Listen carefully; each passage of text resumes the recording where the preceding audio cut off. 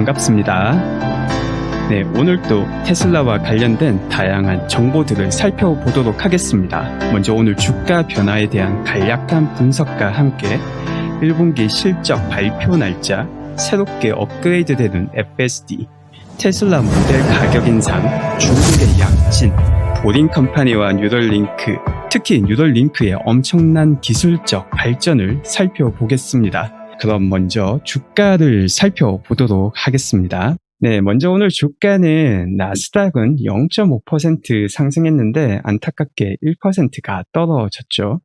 그리고 이 부분에 대해서도 굳이 분석을 해보자면은 또 섹터 전체가 하락했다는 것을 볼 수 있습니다. 이 나스닥은 조금 상승했지만 전기차 섹터는 전반적으로 다 하락을 하였고, 특히 이 중국 3인방이 역시 많이 하락하는 모습을 보여주었습니다. 이 이유에 대해서 살펴보자면은 이 PPI라는 생산자 물가 지수가 이제 발표가 되었죠. 미국의 PPI 같은 경우는 오늘 발표가 되었는데 조금 재미있게도 예정된 발표 시간보다 조금 늦게 발표가 되었어요. 그 이유가 사람들이 너무 많이 몰려서 그런지는 모르겠는데 이 서버가 먹통이 되는 바람에 예정 시간보다 조금 늦게 발표되었고, 또 3월의 PPI 지수는 상당한 수치로, 이걸 뭐 엄청나다라고는 할 수는 없지만은 이제 과거와 비교해 보면은 계속해서 상승하는 트렌드가 나오고 있죠. 2월에 0.5에 비하면은 1.0이면 훨씬 더 높은 수치임을 알 수 있습니다. 그리고 이와 함께 중국에서도 어제 장 마감하고 이 PPI 수치가 발표되었는데 엄청난 트렌드를 보여주고 있죠. 무려 3% 가까운 2.65가 상승을 하는 모습을 보여줬습니다. 이 PPI 지수가 말하는 것은 생산자들의 원가 추이를 나타내는 지수인데, 이 원가에 더 많은 비용을 지불한다는 것은 그만큼 더 많은 원자재나 필요한 재료들을 산다라는 의미이고, 이는 앞으로 경기가 회복될 것을 대비해서 더 많은 생산을 하고 있다라는 반증이겠죠. 그러면 경기가 회복되는데 왜 전기차 이 섹터에서 주가가 내려가느냐? 이게 항상 물리는 인플레이션에 대한 우려죠. 이게 정말 어떻게 보면은 이게 앞뒤로 막힌 상황 같이 보일 수도 있어요. 경기가 회복이 되어야지 차를 더 팔아서 수익을 내는데 경기가 회복만 될 것 같다라는 징표가 나오면은 자꾸 인플레이션 들고 오고, 그 인플레이션 들고 오면 또 10년째 금리에 그게 반영될 거니까 그러면 할인율 올라가고 그럼 밸류에이션 내려가는 거 아니냐.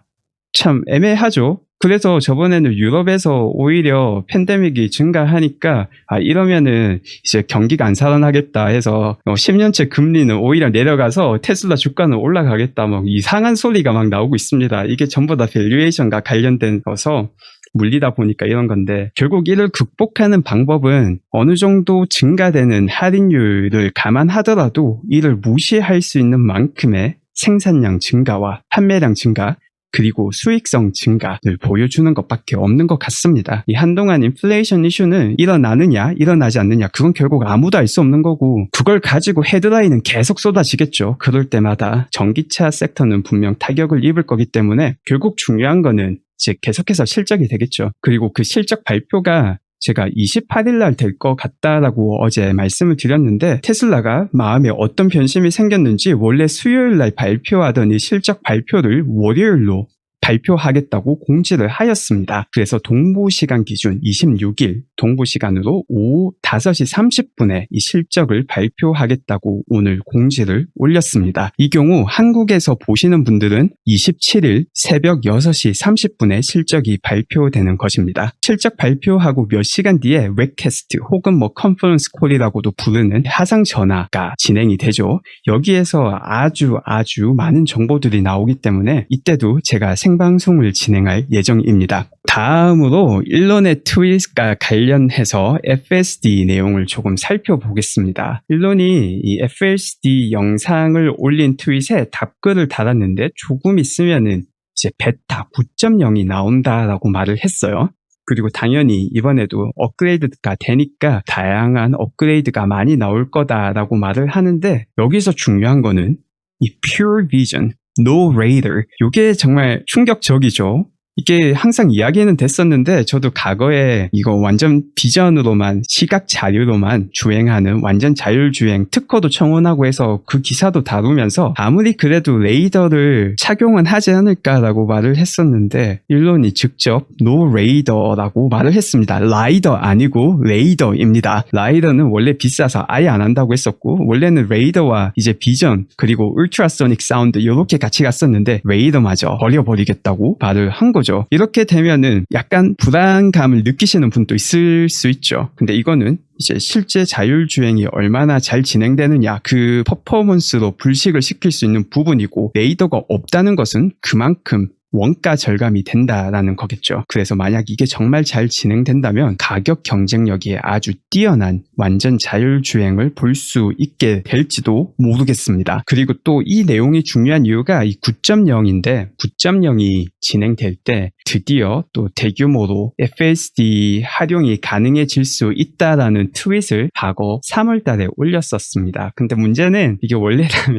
원래라면은 이 작년부터 대규모 롤아웃이 나왔어야 되는데 이게 작년에서 미뤄졌고 올해에서 또 자꾸 미뤄지고 있어서 이번 버전 9에서 실제 대규모 롤아웃이 일어날지는 여전히 조금 지켜봐야 할 것 같습니다. 저도 일론님을 정말 좋아하지만은 이거는 개인이 어떻게 할 수 있는 영역은 아닌 것 같습니다. 워낙 소프트웨어 업데이트 진행 상황은 워낙 불확실성이 높아서 이렇게 단정적으로 말하기가 힘든 것 같아요. 그리고 다음으로 살펴볼 내용은 모델들이 가격을 인상했다라는 내용입니다. 제가 항상 매일마다 잘 보고 있는 이 테슬라 데일리 랍 씨가 운영하는 채널에서 이렇게 정리를 해주셨는데 이걸 보게 되면은 올해 시작하고 거의 모든 모델의 가격이 올라가게 되었습니다. 그래서 이 부분에 대해서도 다양한 관점으로 해석이 가능하겠죠. 간단하게 생각해보면은 수요가 증가해서 거기에 대비해서 가격을 올리는 거 아닐까라고 불리시하게 볼 수도 있고 그게 아니면은 조만간 시행될 전기차 보조금에 발맞추어서 이 보조금 때문에 수요가 올라가니까 같은 맥락인데 가격을 올린 거 아니냐라는 관점이 있을 수 있고 셋째로는 원자재 가격 상승으로 인해서 가격을 올리는 것 아니냐 비용이 올라갔으니까 이 비용을 어느 정도 소비자에게 넘기기 위해서 가격을 올리는 거 아니냐라는 이런 다양한 관점이 존재합니다. 실제로 앞서 보았던 이 PPI 지수처럼 경기 회복의 지표들이 곳곳에서 포착되고 있어요. 원자재 같은 경우도 대부분의 원자재가 가격이 올해 초부터 지속적으로 오르고 있는 상황입니다. 그런데 이렇게 가격을 올린다는 것 자체는 크게 뭐 문제가 된다고는 전혀 생각하지 않습니다. 테슬라가 딜리버리 넘버가 엄청났다 라는 점, 차량 인도수가 엄청 낮다는 점에서 벌써 성장성에는 어느 정도 부담감이 해소가 되었기 때문에 이렇게 가격을 올려도 크게 부정적인 요소보다는 오히려 마진을 지키거나 향상하는 긍정적인 요소로 이어질 것이다 라고 봅니다. 자, 그리고 다음 뉴스도 한번 살펴보도록 하겠습니다.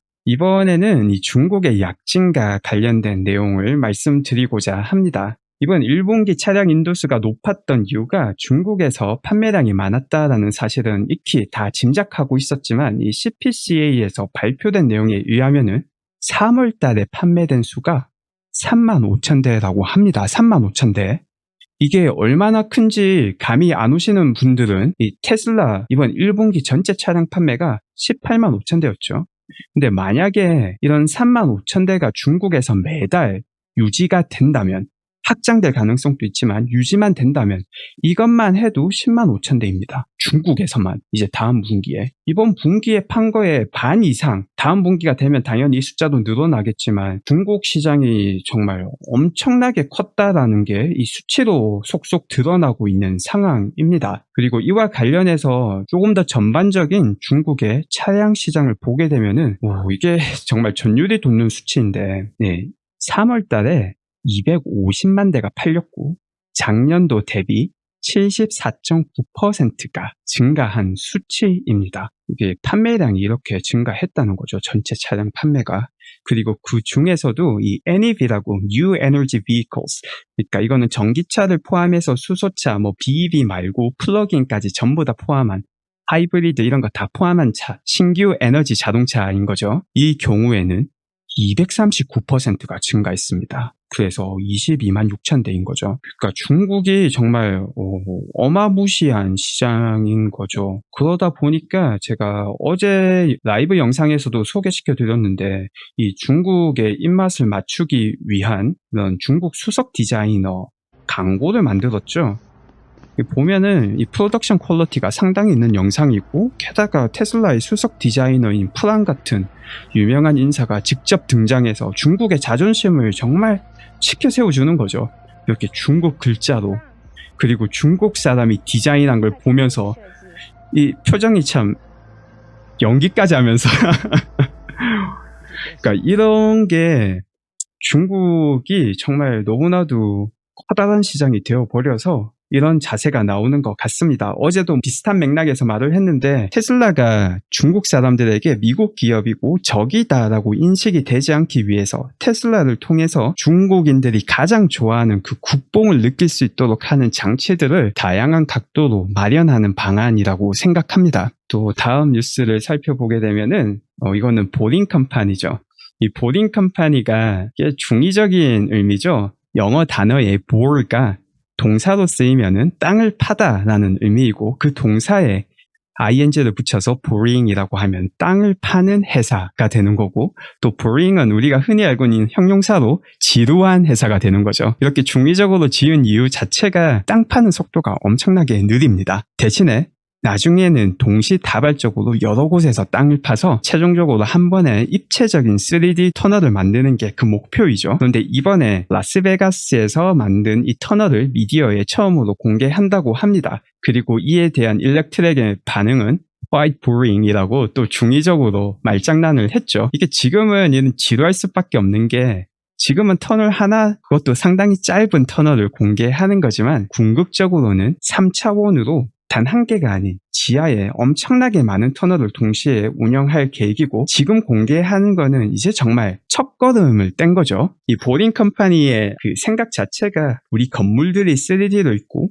그 3D로 사람들이 겹쳐서 막 사는데 도로는 2차원적인 평면 하나다 보니까 교통체증이 생길 수밖에 없는 거죠. 그것도 시간이 항상 몰려 있으니까. 이번에 팬데믹 덕분에 사람들이 이제 출퇴근 시간이 많이 바뀌어서 요즘은 교통체증이 많이 줄긴 하였지만, 그래도 이게 기본적으로 도로는 2D인데 사람들은 생활하는 공간이 3D다 보니까 이걸 해결하기 위해서는 결국 지하에 3D로 된 터널을 지을 수밖에 없다라는 결론에 도달해서 진행하고 있는 이 보링 컴퍼니이죠. 그것도 사실 상당히 장기 프로젝트이고 일론이 취미생활로 만든 회사가 보링 컴퍼니입니다. 그래서 이거는 조금 길게 봐야겠지만 향후 어떻게 또 세상이 바뀔지 상당히 기대를 하게 만드는 그런 회사입니다. 그리고 보링 컴퍼니에서도 지금 당장은 아니지만 나중에는 또 오토파일럿이 사용될 거다라고 일론이 트윗으로 답변을 하기도 하였습니다. 그런 다음에 상당히 충격적인 영상인데, 네, 지금 보고 계시는 영상이 뉴럴링크라는 회사에서 원숭이에게 이 뇌 칩을 이식하여서 게임을 할 수 있도록 만들어서 게임을 하고 있는 영상입니다. 지금 설명하면서도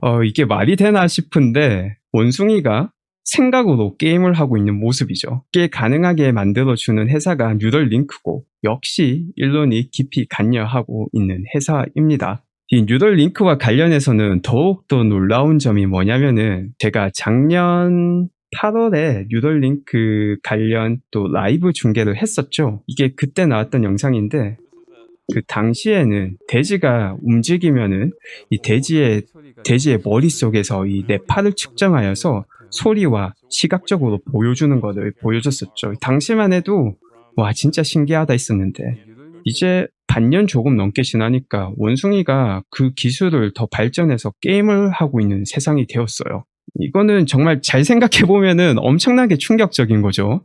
이게 반년 조금 넘어서 이 정도가 되었으면은 1년 뒤에는, 2년 뒤에는, 3년 뒤에는 무슨 일이 일어날지 상상이 정말 두렵기까지 합니다. 결국 궁극적으로는 우리가 사용하는 스마트폰이 모두 다 뭐 하나 이상씩 가지고 계신데 머릿속으로 들어가는 날이 반드시 올 거라고 봅니다. 디스플레이 대신 시각 자료도 머리에서 바로 인식이 가능한 그런 기술도 언젠가는 생기겠죠. 이런 걸 보면은 정말 세상이 어떻게 바뀔지 정말 기대가 많이 되면서도 걱정도 되는 그런 상황인 것 같습니다. 오늘 준비한 뉴스는 여기까지입니다. 오늘 또 찾아주신 모든 분들 감사드리고 행복한 하루 되시길 바랍니다. 감사합니다.